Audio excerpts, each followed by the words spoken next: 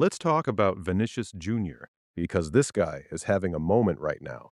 3 goals in 2 World Cup matches, 6 goal involvements across his last 5 appearances for club and country combined. And here's the part that actually matters. Remember how brutal the criticism was after Copa America? People were writing him off completely, saying the big stage exposes him.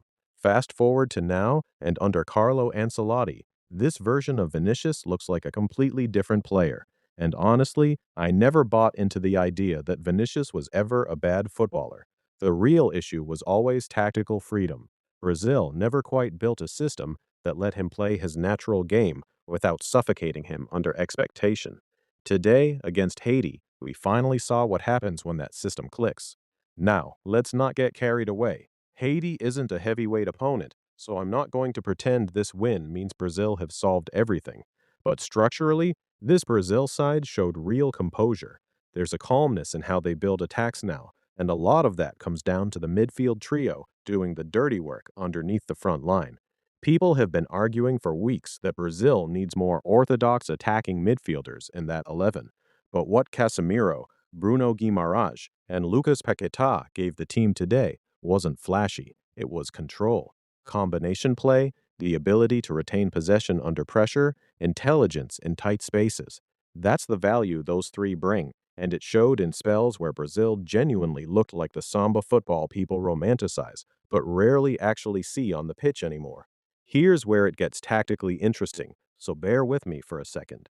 Brazil lined up with what looked like a 4-3-3 on paper, but functionally, it played out closer to a fluid 3-man midfield rather than a rigid double pivot with a number 10 ahead of it. Paqueta's heat map tells the real story. If you looked at it without knowing the lineup, you would never guess he was the attacking midfielder. His touches were concentrated deep, nowhere near the final third pocket you'd expect from a classic 10. He wasn't ahead of the play. He was dictating it from behind, almost like a quarterback pulling strings from deep. Think Bruno Fernandes under Amorim, except wearing yellow and green. Why did that work? Because Estevo, playing as the false 9, kept dropping into midfield to collect the ball. That created a vacuum in the box, and against a back 5, vacated central space gets punished instantly. Defenders get pulled out of position chasing the drop, and someone has to exploit the gap left behind. That someone was Vinicius, cutting in from the left to essentially become the striker in those moments, with Estevo operating just underneath him and Casemiro holding the base.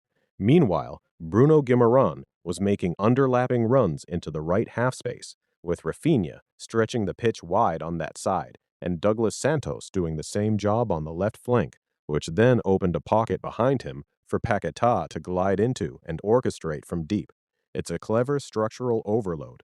Add in the rest defense setup, Marquinhos, Murillo, and Danilo all sitting in behind to cover transitions, and Brazil essentially played with a numerical advantage all over the pitch, especially against a Haitian side committed to a 5-4-1 that left only 2 true central midfielders to deal with all of that movement.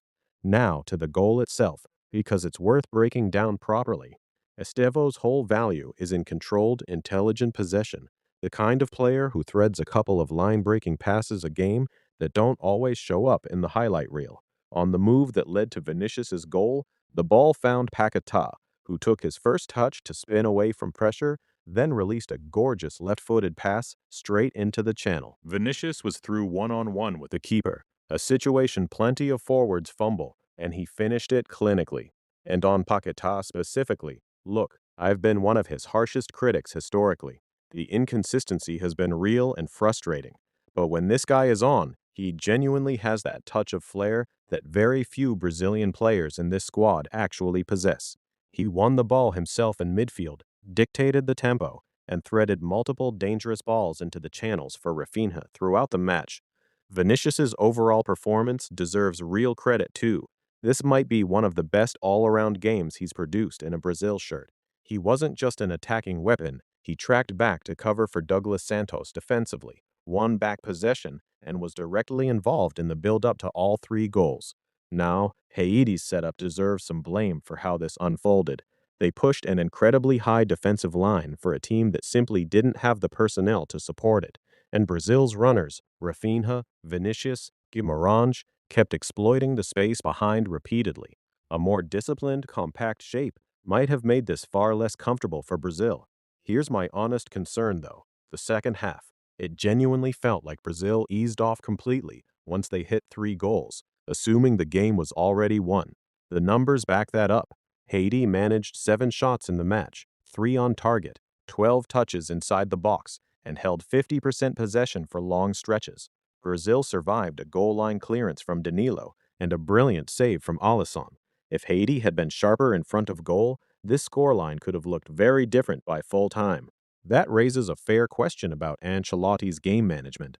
I understand bringing on Rayan for the injured Rafinha. That one made sense, and Rayan genuinely impressed in his cameo.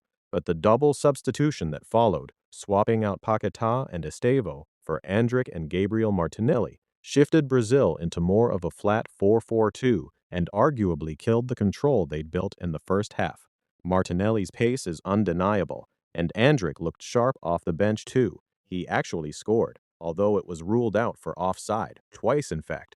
But this isn't about whether those individuals are good enough. It's about whether the team needed to change shape at all when they were already cruising. On the bright side for Brazil fans, Neymar has officially been declared fit and will be among the substitutes for the next match against Scotland.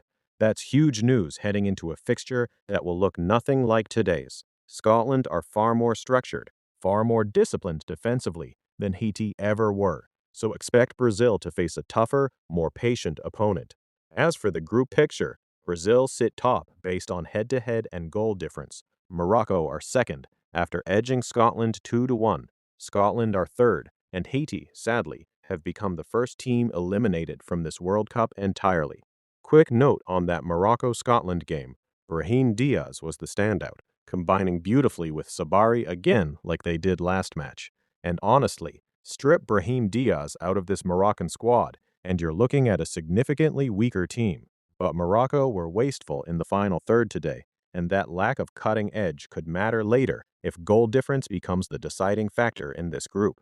Brazil's job now is simple: handle Scotland and let the final matchday sort out who tops the group.